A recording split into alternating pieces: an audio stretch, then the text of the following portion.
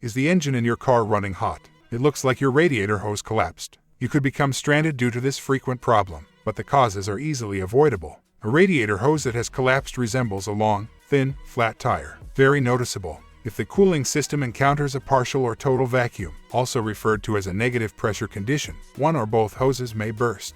Watch the video to find out what causes your upper and lower radiator hose to collapse, how to check your hoses, and how much fixing it will cost. But just before we start, please make sure you've subscribed to the channel. Faulty radiator cap. An inoperable one-way valve in the radiator cap is the primary and most frequent reason for a collapsed radiator hose. Age or deposits contaminating the radiator cap may be the cause of this. In the event that the top or bottom of the hose collapses, proceed as follows. Remove the radiator cap while the engine is cool. If the hose quickly returned to their original size after the cap is removed, there may be a blockage in the vent hose or a problem with the radiator cap. Check the cap. It might be able to be cleaned if it has gummy deposits covering it. Remove all deposits with a soft toothbrush and dishwashing detergent. Give the cap a thorough rinse. Using a fresh shop towel, remove any deposits from the mating surfaces on the expansion tank or radiator. Put the cap back on. Warm up the engine by starting the vehicle and running it until antifreeze starts to flow into the expansion tank. This process can be expedited with a quick drive. Once the engine has cooled down, turn it off and make sure the hose or hoses are no longer collapsing.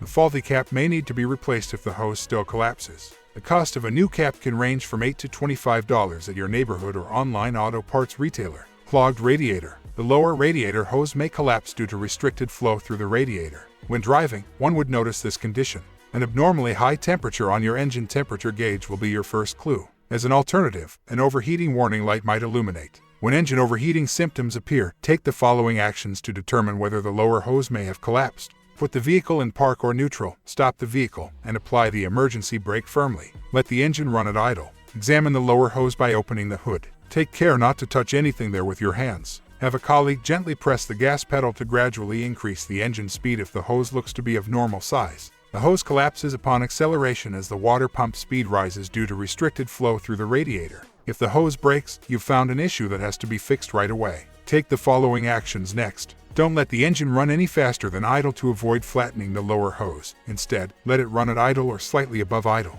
The engine's temperature ought to progressively stabilize. After it's cooled down, carefully make your way to your preferred repair shop to get it fixed. Should the overheating occur again, you might need to request a tow. Blocked expansion tank hose. Although it doesn't happen very often, a blocked vent hose can stop air from returning to the expansion tank when the engine cools. This will replicate the issue that arises when a radiator cap becomes gummed up.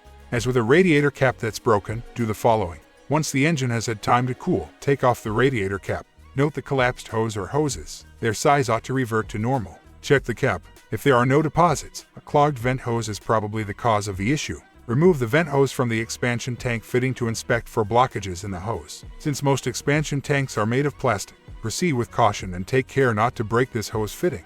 Put a sterile plastic drinking straw into the hose's end. Pass this straw through with a blow. Any limitations will be obvious. The vent hose will typically terminate beneath the engine after being routed downward through a number of clamps. Take this hose off of its retaining clamps and give any debris that might be causing the obstruction a good rinse with your garden hose. If a blockage is persistent, you may find it useful to probe the hose with a length of stiff wire. Reattach the hose to the expansion tank fitting by going through the retaining clamps on it. Warm up the engine by starting the vehicle and running it until antifreeze starts to flow into the expansion tank. Replacement cost. At your local auto repair shop, replacing the upper and lower radiator hoses can cost anywhere from $80 to more than $500. Your car's make and model will determine how much this will cost. Your dealer's replacement costs might be a little bit more.